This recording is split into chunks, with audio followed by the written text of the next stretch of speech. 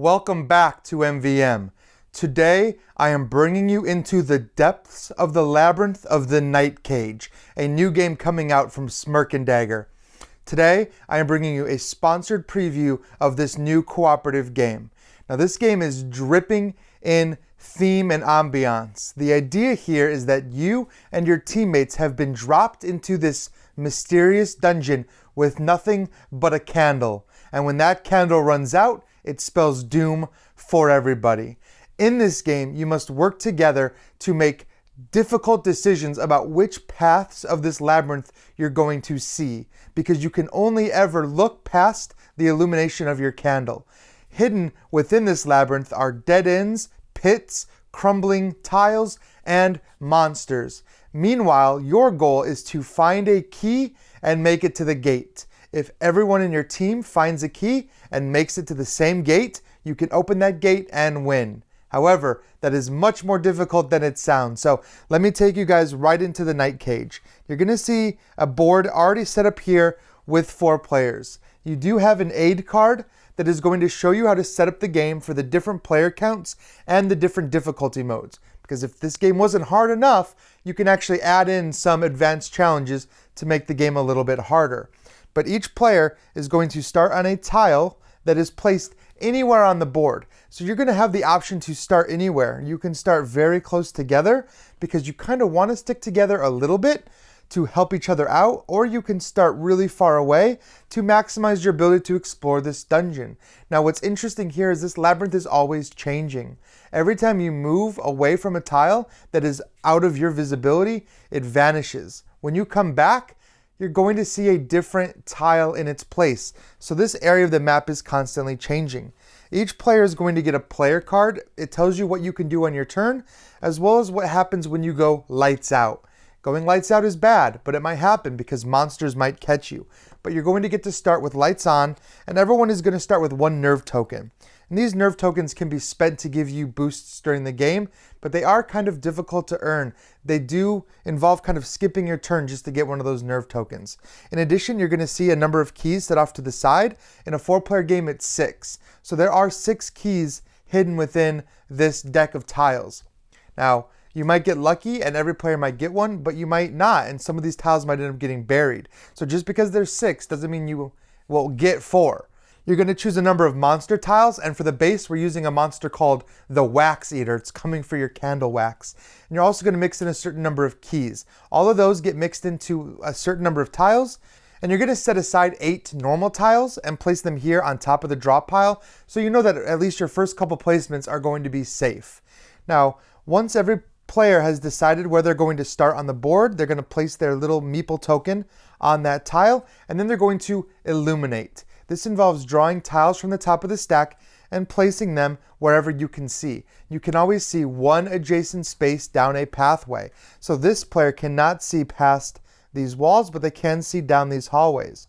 So I would draw 2 tiles from the stack, and I would get to decide where to place them. So you're going to see a number of special tiles that come in T's, crosses, and straight lines. And you'll notice we have already seen one that's a crumbling tile. In addition, like I said, there are monsters and keys in this as well. So when you're placing these tiles, you have to plan ahead where you're wanting to move and which other players you're wanting to kind of move towards, because your goal is to kind of chain these pathways together to eventually find each other, because if you're ever in danger, you can come in and help each other out. So you see here, blue and purple can actually connect a pathway if they need to.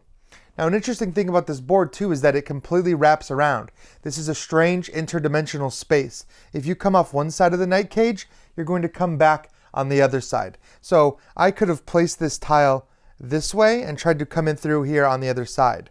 Now on your turn, you have one option. You're either going to move or you're going to stay where you are. Now, if you stay where you are, you get to draw another one of those nerve tokens and place it in your pool. And you can have 2 of these at any one time. But for the most part of the game, you're going to want to keep moving, especially if you are on one of these crumbling tiles. And all of the starting tiles are crumbling. If you don't move off of a crumbling tile the next turn, it's going to cause you to fall because these tiles are going to crumble anyway. So the red player is going to have to move. So let me kind of talk about what happens when you move so you can see a pretty good example of it. The first thing that happens is you're going to come off this tile, and since it was crumbling, it's going to turn into a pit. Anyone that comes to that tile is going to fall. Then we're going to reveal new tiles for each one of these sides. Now I get to look at the tile first. So I have a key here. I might want to put the key over here somewhere where other players have a chance maybe to come find that key.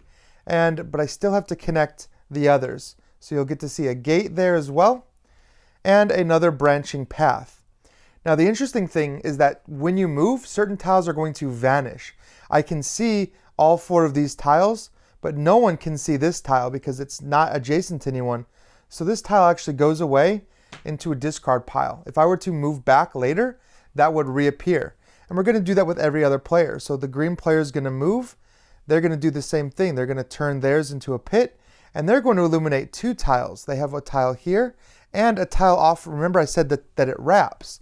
So they're going to reveal 1 tile there and another tile here, and you'll see a second gate. Now here's where the game gets very tricky. You'll notice that red has found a key. They can move onto that space and they can take that key. However, if they do, then they're going to lose sight of this gate. And if green moves, they're going to lose sight of this gate. There's only a certain number of gates in the game. So if green moves and we lose this gate, it goes to the discard pile. It's possible that you will actually discard all of your gates in this manner. If red moves, they're going to lose everything that they can't see. So it's very, very possible that if you're not careful, you can accidentally deplete this entire draw pile. If this pile ever becomes empty, then you lose the game. In addition, if it ever becomes obvious that you won't be able to get all the keys, for example, maybe you had to discard too many of these key tiles, then you'll lose the game then as well.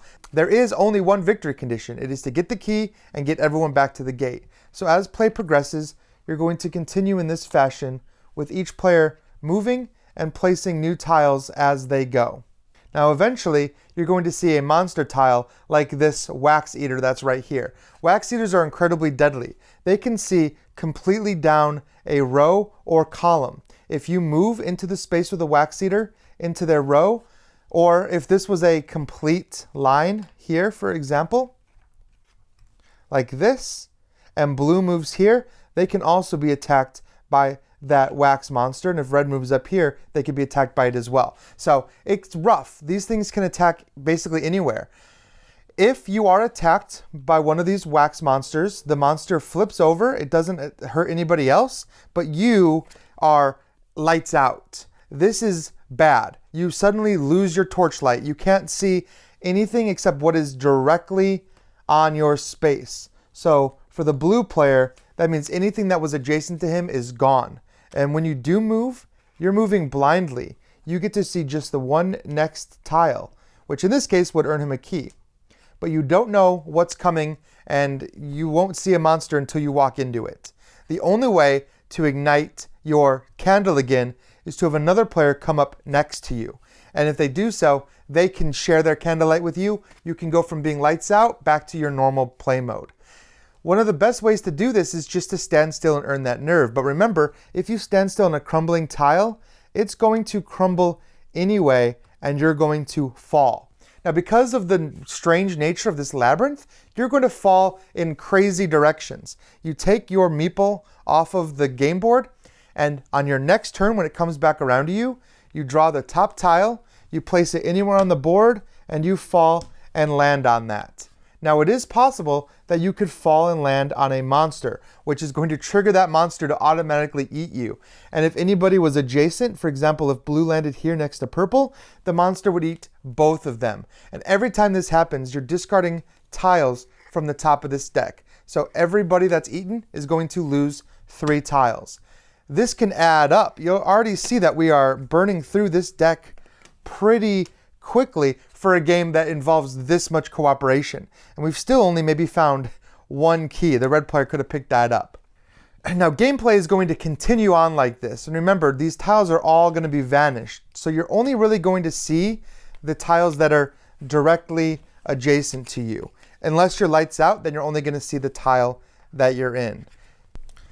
Now, assuming that one player does find the gate and they have the key they would need to exit out of the gate. Now they can stay there. Nothing bad is going to happen to you if you choose to stay and not move on your turn, except you're going to burn one of these tiles from your candle. So this can eat away at your game clock, but it's not a terrible thing, especially when it means keeping a gate on the board for other players to get to. In addition, you're going to gain one of these nerve tokens.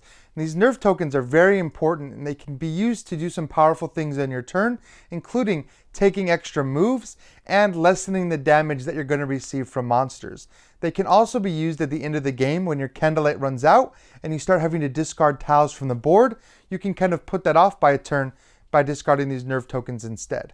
In addition, if you move away from too many gates or too many keys, they're going to get discarded out. And there are only a set number in this entire deck here. So if you use up all of your keys or all of your gates, then you can't possibly win the game. The only way you can win is for everyone to get a key and to get to that gate. So as you can tell, this is a pretty difficult co-op experience. There's a lot that you have to do, and you have to make some really smart decisions.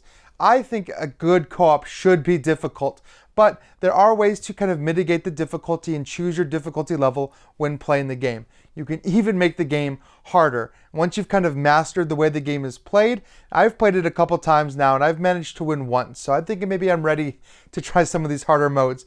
But you can actually add in some of the advanced tiles, and there's two types of advanced tiles. One of them is the key monster, which is a new kind of monster that comes in and takes the place of the regular key. Now, in order to get a key, you have to fight that key monster. You can either sneak up behind it to surprise it, or you'll have to take that damage and discard those tiles in order to get a key. The other one is the pit monster. When the pit monster appears, it's going to hit everything in diagonal lines from it. It's going to flip all the tiles over into pits. So if you happen to be standing on one or right in the way of one, you're probably going to fall. So these monsters are definitely kind of advanced play, and they can be added in. So that is Night Cage. Like I said, this is just a prototype version. You could take a look at their Kickstarter page to see the final, what it's going to look like. In fact, this stand here is going to resemble more of a candle, and I've seen what some of the final versions of all of these components are going to look like, and they're very cool. So take a look at that, come back, leave some comments, ask any questions, and as always, thank you for liking, subscribing, and following us here at MvM, and I will see you next time. Hey everyone, if you guys enjoyed this video, please consider dinging the old bell below. That is going to help notify you of new videos that are uploaded to our channel. And as always, give us a like, subscribe to our channel, and please consider watching all of our videos, one of which you can see right here to my left.